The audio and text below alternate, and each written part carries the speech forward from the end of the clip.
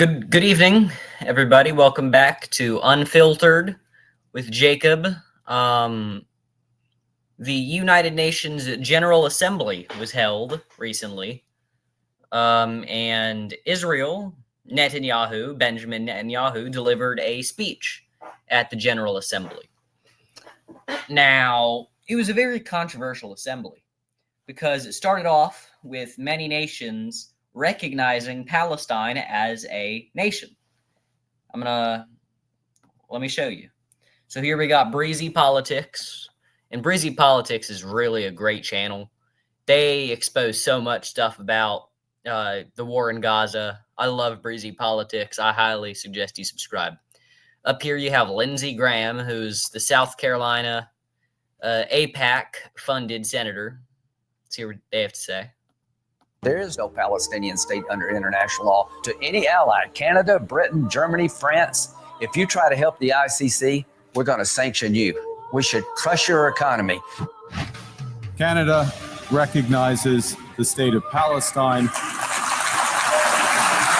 I stand before you today beneath the emblem of the United Nations to confirm the historic decision of the British government to recognize the state of Palestine. Je déclare que la France reconnaît aujourd'hui l'État de Palestine.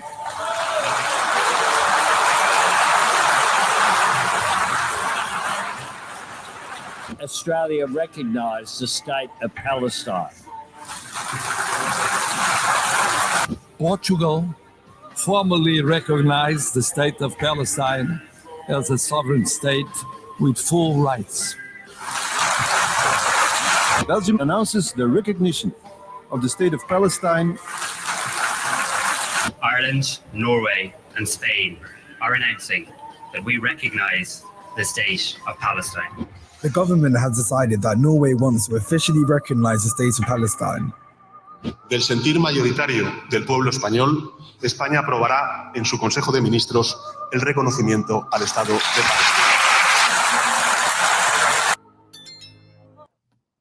With all the new, so let me just recap all that for you.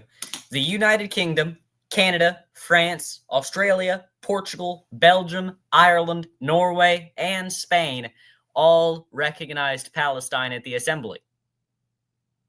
All of them. That's adding on to the list of nations that have already recognized Palestine. Now, what we've seen is a turning point in the public's perspective on Palestine. Now, we've been seeing this for a long time, but now the government's finally waking up and saying, hey, people are sick of us funding a genocide against Palestinian women, children, and babies. People are sick and tired of their tax dollars going to the mass murder of an innocent group of people. They're sick of it. Completely done with it. And Netanyahu, in a last-ditch overture to the United Nations, delivered a speech trying to rally the morale of the Israeli, of the Zionist movement. But before we get into that, I want to show you how dozens of United Nations delegates from countries all over the world all walked out before Netanyahu could give his speech. Let me show you. Please, order in the hall. Please, order in the hall. There's like scattered applause because nobody wants to cheer for a mass murderer, right?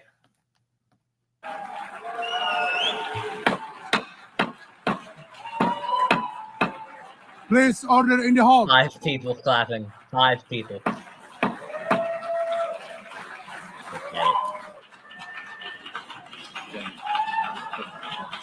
Please, order in the hall, and please be seated.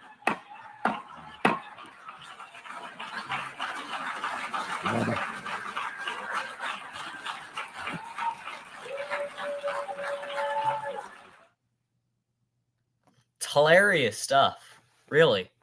Now I want to show you his speech, Netanyahu's speech at the General Assembly.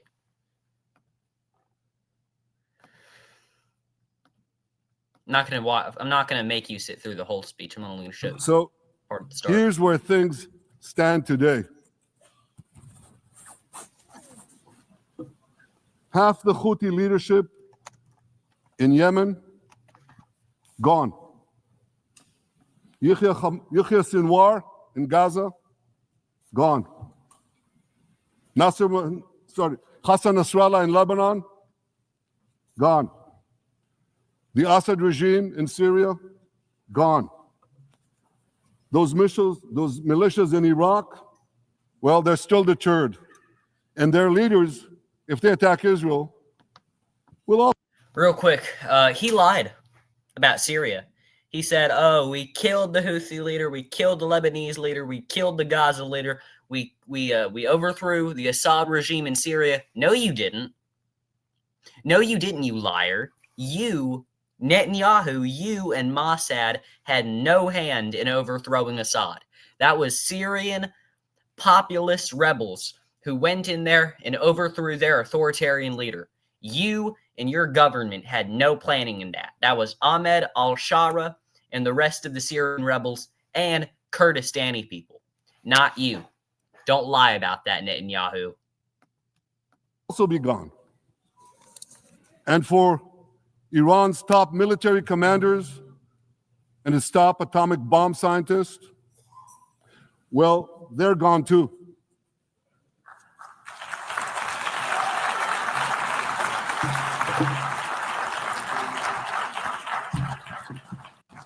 Israel's 12-day war with Iran, which I renamed Operation Rising Lion, that's from the Bible. This 12-day war will go down in the annals of military history. Our daring pilots neutralized Iran's missile defenses and took control of the skies over Tehran. And you saw this. Israeli fighter pilots and American B-2 pilots bombed Iran's nuclear enrichment sites. I want to thank President Trump for his bold... Oh, yeah, you want to talk like that? Oh, it will go down in oral history as one of Israel's best victories. No, it won't. It will go down in history as an attack on Iranian civilians. That's what it will go down under. That's what it will go down under. Do you know how many soldiers... You know how many people died on Israel's side? 31. Iran killed 31 civilians in Israel, and one of them was a soldier.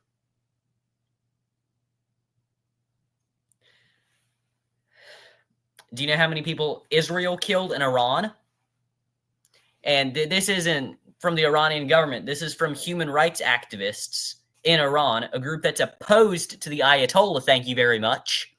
1,060 people were killed, mostly women and children, and over 5,800 people were wounded in Iran. Many more people died in Iran than died in Israel. And you know what? Iran also attacked the president. Israel also attacked the president of Iran, Masoud Pezeshkian. Masoud Pezeshkian. And you know why that's a terrible decision on Israel's part? The president's on your guys'... He's not on your guys' side, but the president is a liberal Democrat. He wants to reform Iran. He's not with the Ayatollah. He's not with the Iranian fascist regime. No, he is a liberal Democrat. If anything, he's closer to you than he is to the Ayatollah. What are you on about, dude? What are you on about? He's a reform activist. He wants to make it safer for Jews in Iran. But Israel doesn't care because Israel does it for the love of the game. That's why they do. I mean, why else would they kill so many Palestinian babies, Iranian women and children? That's all Netanyahu knows to do. And the United Nations and Spain and France and the UK and Canada, And Australia and Portugal and Belgium and Ireland and Spain and Norway are sick of it. They're done with it. They're done with their taxpayer dollars going to a genocide. Thank you and good night.